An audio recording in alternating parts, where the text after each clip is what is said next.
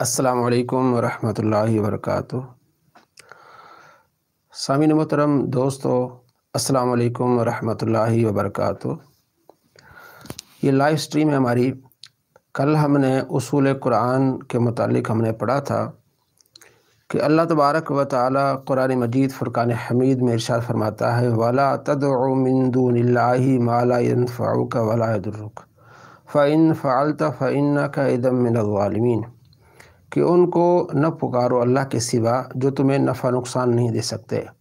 تو اس طرح کی آیات کے متعلق ہم نے سماعت فرمایا تھا کہ یہاں پکارنے کا معنی ہے عبادت کرنا، کیونکہ اگر مطلقاً پکارنا منع ہے تو بہت ساری ایسی آیات ہیں جس میں اللہ تبارک و تعالی نے خود پکارنے کا حکم دیا ہے، جیسا کہ سورہ احزاب میں ادعوہم لآبائہم، ان کو اپنے باپوں کے نام سے پکارو۔ اسی طرح ثم ادعوہن یأتینک سعیا، سورہ بقرہ 260 نمبر آیت، جس میں حضرت ابراہیم علیہ السلام سے فرمایا گیا کہ ان پرندوں کو پکارو جن کو آپ نے مکس کر کے قیمہ بنا کے آپ نے پہاڑ کے اوپر رکھا تھا۔ تو نماز میں ہم پکارتے ہیں السلام علیک ایھا النبی۔ تو قرآن مجید کی وہ آیات جن میں پکارنے کو منع کیا گیا ہے، مفسرین نے وہاں دعا یدو کا معنی عبادت کیا ہے۔ کل میں نے دکھایا تھا جلالین سے اسی آیت کی تفسیر میں، آیت نمبر 106 سورہ یونس کے وَلَا تَدْعُوا مِن دُونِ اللَّهِ، ان کو نہ پکارو اللہ کے سوا۔ تو وہاں انہوں نے لکھا ہے مفسرین نے کہ وَلَا تَدْعُوا یعنی وَلَا تَعْبُدُوا مِن دُونِ اللَّهِ، اللہ کے سوا کسی کی عبادت نہ کرو۔ اگر پکارنا گمراہی ہے، منع ہے، تو پھر اللہ تبارک و تعالی خود کیسے حکم دے سکتا ہے؟ اس لیے یہ اصول قرآن ہم سماعت فرما رہے ہیں، ہم پڑھ رہے ہیں، ہم اس لیے پڑھ رہے ہیں کہ ہم سمجھیں قرآن پاک کو۔ یہ صرف ایک آیت لے کے کسی پر فتویٰ لگانا بڑا خطرناک ہوگا۔ دوست شامل ہو رہے ہیں، بہت شکریہ۔ یہ لائیو سٹریم ہے، آپ کے سلام کا جواب۔ وعلیکم السلام ورحمۃ اللہ وبرکاتہ۔ اور انشاءاللہ العزیز ایک دن ہم خاص اس لیے رکھیں گے کہ آپ کے سوالات کے جوابات دیے جائیں۔ جی بہت شکریہ۔ تو ہم نے دعا یدو سے کے معنی بتائے تھے کہ پکارنا بھی ہے، عبادت کرنا بھی ہے، اور پوجنا بھی ہے۔ تو یہاں جہاں اللہ تبارک و تعالی نے فرمایا کہ اللہ کے سوا کسی کو نہ پکارو جو تمہیں نفع نقصان نہیں دے سکتے، وہاں پکارنے کا معنی عبادت ہے، اور مفسرین نے اس کو وضاحت کے ساتھ لکھا ہے۔ اور قرآن پاک کے اگر آپ دیکھیں گے ان مقامات کو تو وہاں یہ لفظ بھی موجود ہوں گے، جس سے معلوم ہوتا ہے کہ یہ یہاں دعا یدو کا معنی ہوتا ہے عبادت کرنا۔ مثلا جیسے وَمَن يَدْعُ مَعَ اللَّهِ إِلَٰهًا آخَرَ، جو اللہ کے ساتھ کسی اور خدا کو پکارے، تو مطلب یہ کہ اللہ کے سوا کسی اور کی پوجا کرے، اس کو معبود بنائے۔ تو ویسے تو ہم یا اللہ یا رسول اللہ کہتے ہیں قرآن مجید میں، اور ہم جو اتحیات پڑھتے ہیں السلام علیک ایھا النبی کہتے ہیں۔ تو یہاں اگر پکارنا مطلقاً اگر منع ہے، شرک ہے، تو یہ پھر نماز میں ہر بندہ پھر مشرک ہوگا، نعوذ باللہ من ذالک۔ اس لیے دیکھنا ہوگا، ہم یہ اصول قرآن کا ہمارا لیکچر ہے، ہم نے سمجھانا ہے، ہم نے بتانا ہے کہ دیکھیں قرآن پاک کی آیات کو آپ سمجھیں۔ اب اسی طرح سورہ احقاف میں آیت نمبر 5 اور 6 کہ وَمَنْ أَضَلُّ مِمَّن يَدْعُو مِن دُونِ اللَّهِ، اس سے بڑا گمراہ کون ہوگا جو اللہ کے سوا کسی اور کو پکارے اور وہ اس کی پکار نہیں سن رہے، وَهُمْ عَنْ دُعَائِهِمْ غَافِلُونَ، وہ ان کی پکاروں سے وہ غافل ہیں۔ وَإِذَا حُشِرَ النَّاسُ، جب لوگوں کو جمع کیا جائے، كَانُوا لَهُمْ أَعْدَاءَ وَكَانُوا بِعِبَادَتِهِمْ كَافِرِينَ، تو جن کی عبادت کرتے تھے وہ ان کے دشمن ہوں گے۔ اب یہ لفظ عبادت آ کے مطلب یہ پکارنے سے مراد کیا ہو جائے گا؟ پکارنے سے مراد ان کو خدا ماننا اور ان کی پوجا کرنا۔ ہر جگہ دعا یدو کا معنی پکارنا کرنا، یہ بڑی خطرناک بات ہوگی۔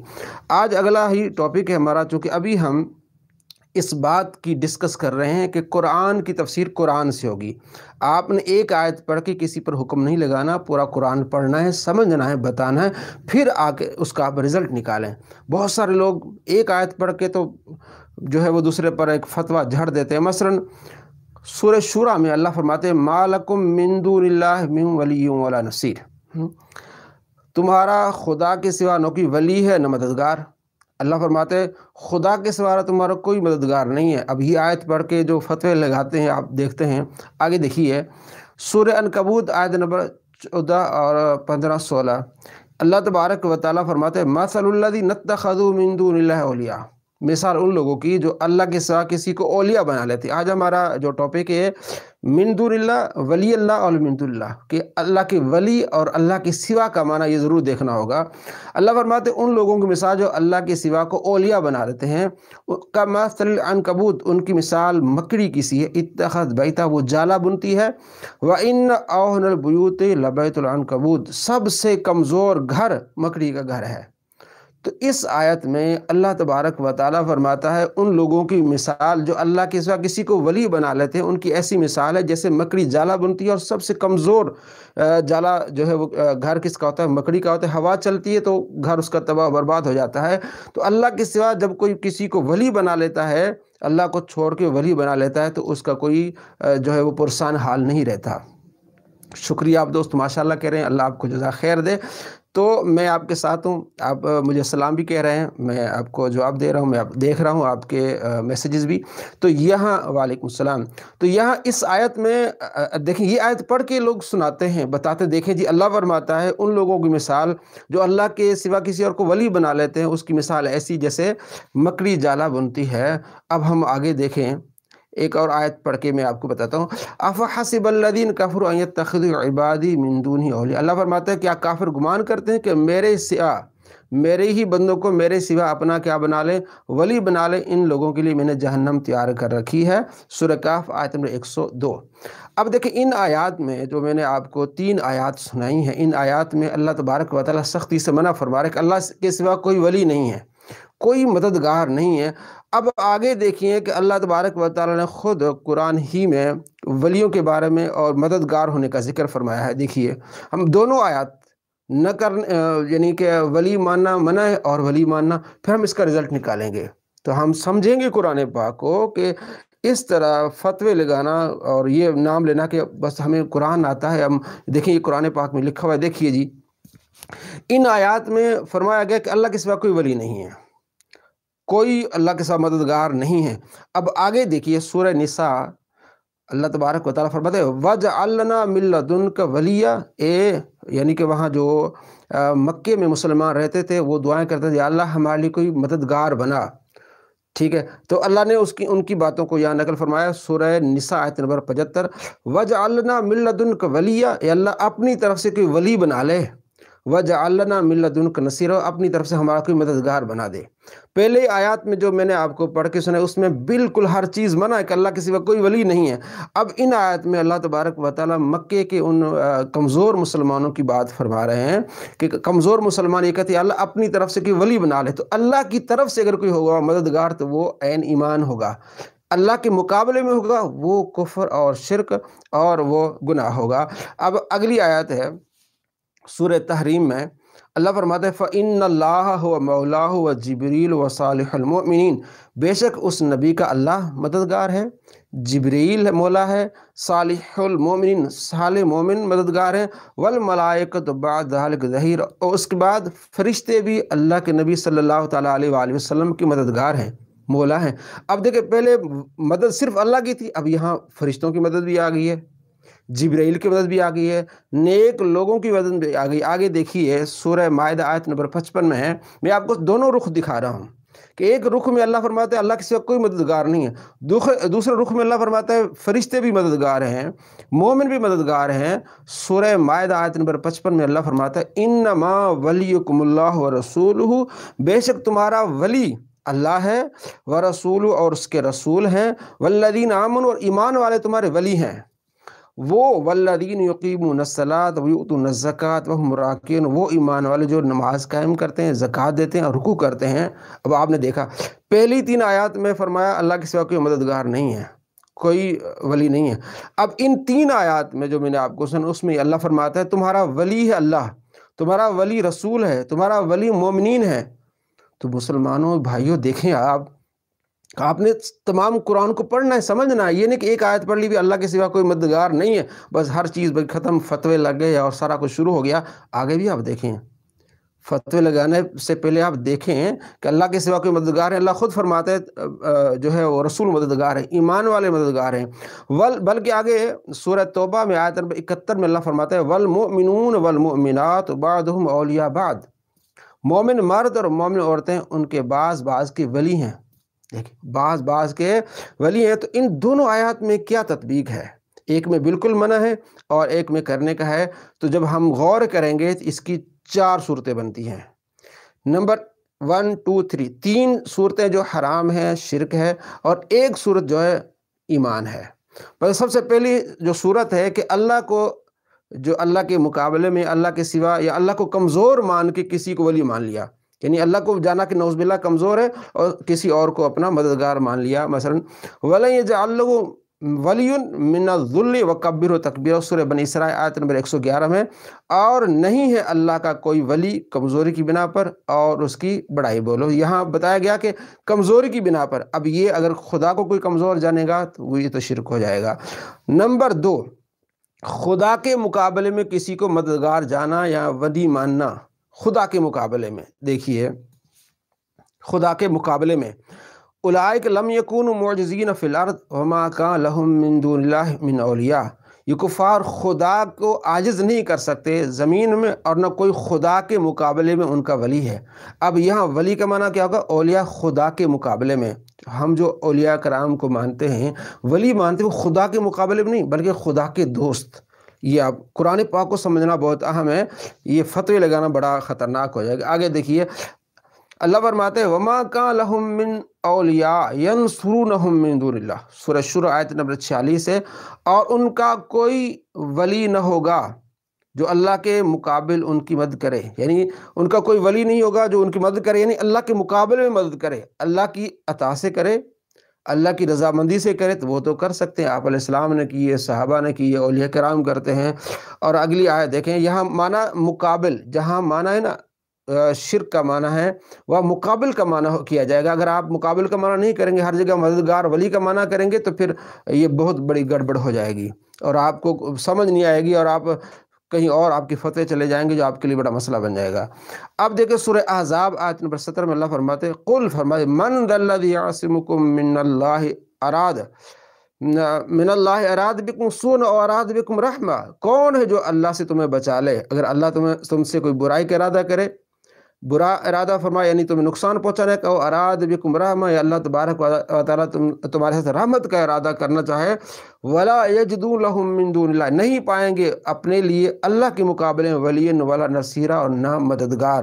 تو یہاں اس آیت میں کہ اللہ کے مقابل کی بات ہے، یعنی کہ اللہ کے مقابلے میں اگر کوئی بندہ لا رہا ہے تو وہ بات ہے، اور اللہ کے ساتھ اللہ کا پیارا، یہ تو اللہ کے نبیوں نے مدد کی ہے، اللہ کے رسول نے مدد کی ہے۔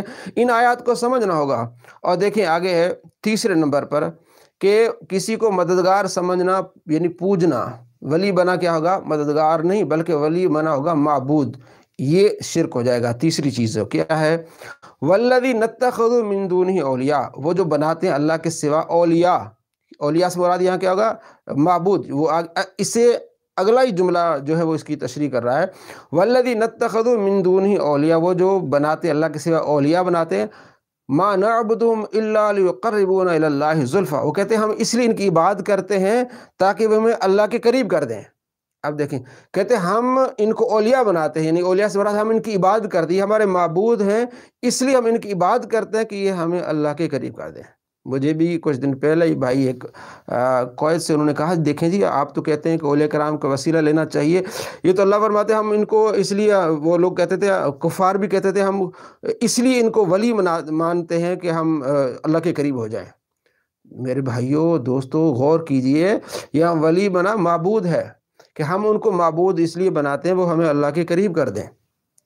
تو اب ان آیات کو آپ اولیاء کرام پر لگا کہ آپ کتنا خطرناک کھیل وہ لوگ کھیل رہے ہیں۔ تو سمجھا 3 مثالیں، اللہ کو کمزور جاننا، اللہ کے مقابلے میں یا ولی بمانا ہوگا معبود، اور اس کے علاوہ چوتھی چیز ایمان ہے۔ بلکہ اللہ تبارک و تعالیٰ نے چوتھی قسم کیا ہے کہ انما ولیکم اللہ ورسولہ والذین آمنوا، تمہارے مددگار اللہ ہیں، اللہ کے رسول ہیں اور ایمان والے ہیں جو نمازیں پڑھتے ہیں، زکوٰۃ دیتے ہیں اور کیا کرتے ہیں؟ رکوع کرتے ہیں۔ آپ علیہ السلام مددگار ہیں، آپ صلی اللہ تعالیٰ علیہ وآلہ وسلم کے صحابہ آپ کے پاس آتے تھے، اب آ کے کہتے تھے، ابو ہریرہ رضی اللہ تعالیٰ عنہ آ کے کہتے عرض کرتے یا رسول اللہ صلی اللہ علیہ وسلم میرا حافظہ کمزور ہے، تو آپ علیہ السلام فرماتے ہیں چادر بچھاؤ، چادر بچھاتے ہیں، آپ غائب سے لب بھر کے اس کی چادر میں ڈالتے ہیں اور سینے سے لگاتے ہیں، کہتے ہیں وہ دن اور آج کے دن میں کوئی چیز نہیں بھولا۔ جابر بن عبداللہ رضی اللہ تعالیٰ عنہ بڑے جلیل القدر انصاری صحابی، کثیر تعداد میں بخاری مسلم میں حدیث ہیں، وہ آتے ہیں یا رسول اللہ مدد کیجئے میری، میں استعنت، میں آپ سے مدد مانگتا ہوں۔ یہ لفظ ہیں، یہ تو فتوے لگاتے ہیں نا کہ ایاک نعبد و ایاک نستعین، اللہ کے سوا کوئی معبود نہیں، اللہ ہی سے مدد مانگنی ہے۔ تو فتوے جب جھڑتے ہیں بھی آپ کے فتوے جو ہے وہ صحابہ پر پہنچ جاتے ہیں۔ استعنت النبی، میں نے نبی علیہ السلام سے میں نے جو ہے وہ مدد مانگی ہے۔ حضرت جابر کہتے ہیں استعنت، میں مدد مانگتا ہوں یا رسول اللہ میری مدد کریں، مجھ پر قرض ہے۔ آپ صلی اللہ تعالیٰ علیہ وآلہ وسلم جاتے ہیں جہاں کھجوریں ہوتی ہیں، وہاں چکر لگاتے ہیں، کہتے ہیں جابر تقسیم کرو۔ جابر کہتے ہیں کہ میرا ارادہ یہ ہوتا ہے کہ بس ختم ہی ہو جائے، میں مقروض ہوں، قرض ہی چلا جائے تو بڑی بات ہے، لیکن اتنا برکت ہوتی ہے، اتنی برکت ہوتی ہے کہ سارا قرض بھی اتر جاتا ہے اور کھجوریں اتنی کی اتنی رہتی ہیں۔ اب ان کا جو وسوسہ یہ لوگ ڈالتے ہیں کہ ما فوق الاسباب کوئی مدد نہیں کر سکتی، یہ ما فوق الاسباب مدد ہے، یہ آپ علیہ السلام کا کرم ہے، تو اس طرح مدد ہوئی ہے۔ تو میرے بھائی کسی پر کفر کا فتویٰ لگانا، قرآن پاک کی آیت پڑھ کے جن کا معنی مفہوم کوئی نہیں جانتا، مثلا جیسے میں نے آپ کو بتایا کہ وہ بتوں کو معبود بنا کے کہتے تھے ہم اس لیے ان کی پوجا کرتے ہیں ہمارے قریب کر دیں، تو یہ آیت مسلمان پہ لا کے اور مسلمانوں کو کفر اور شرک کے فتوے لگانا بڑا خطرناک ہے۔ ہمارا کیا عقیدہ ہے؟ ہمارا عقیدہ یہ ہے کہ اللہ سے مدد مانگنی ہے، اللہ کے پیاروں کو ہم نے ماننا ہے۔ ہاں اگر کوئی اولیاء کرام کو پکارتا ہے تو ہم شرک کا فتویٰ نہیں لگاتے اس پر، بس اتنا ہے۔ ہم خدا کو، اب یہ دیکھ لیں آپ، علامہ غلام رسول سعیدی رحمۃ اللہ علیہ کی کتاب ہے تبیان القرآن، اس کو ایاک نعبد و ایاک نستعین کی تفسیر آپ پڑھ لیں، آپ آخر میں دیکھ لیں رزلٹ انہوں نے کیا نکالا ہے۔ عبدالحکیم شرف قادری اہل سنت کے بہت بڑے عالم ہیں، اور اسی طرح علامہ غلام رسول سعیدی رحمۃ اللہ علیہ نے کیا رزلٹ کیا نکالا کہ خدا ہی کو ہم پوجتے ہیں، خدا ہی سے مدد مانگتے ہیں۔ ہاں اگر کوئی مسلمان اولیاء کرام کو وسیلہ مانگتا ہے، وسیلے پر احادیث ہیں کثیر، کل بھی میں نے سنائی تھی، وسیلہ مانگتا ہے یا کوئی ڈائریکٹ بھی یا رسول اللہ کہتا ہے یا غوث اعظم کہتا ہے، ہم اس کو کافر نہیں کہیں گے، کیونکہ یا رسول اللہ اگر آپ کہیں گے نا یا رسول اللہ کہنا، پکارنا یہ شرک ہے، تو ہم نماز میں کہتے ہیں السلام علیک ایھا النبی، ایھا النبی کو منع بھی ہوتا ہے، یا رسول اللہ ہوتا ہے۔ تو اگر کوئی یا رسول اللہ کہتا ہے یا غوث پاک کہتا ہے، ہم اس کو مشرک نہیں کہیں گے، بلکہ یا رسول اللہ کہنا تو یہ نماز میں شامل ہے۔ تو یہ جو یا غوث کہنے پر، جو یا علی کہنے پر جو کفر اور شرک کے فتوے لگاتے ہیں، وہ کہاں تک جائیں گے؟ ہم نے خدا کو ماننا ہے، خدا کی بات کرنی ہے، اولیاء کرام کا ادب احترام کرنا ہے، اللہ ہی سے مانگنا ہے۔ ہاں ہمارا یہ عقیدہ یہ ہے کہ اگر کوئی اولیاء کرام کو پکارتا ہے یا مدد کے لیے آواز دیتا ہے، وہ مشرک نہیں ہے۔ شرک کا فتویٰ بہت خطرناک ہے جو لوگ لگاتے ہیں۔ اللہ تبارک و تعالی ہم مسلمانوں کو ایسے لوگوں سے حفاظت میں رکھے۔ السلام علیکم ورحمۃ اللہ وبرکاتہ۔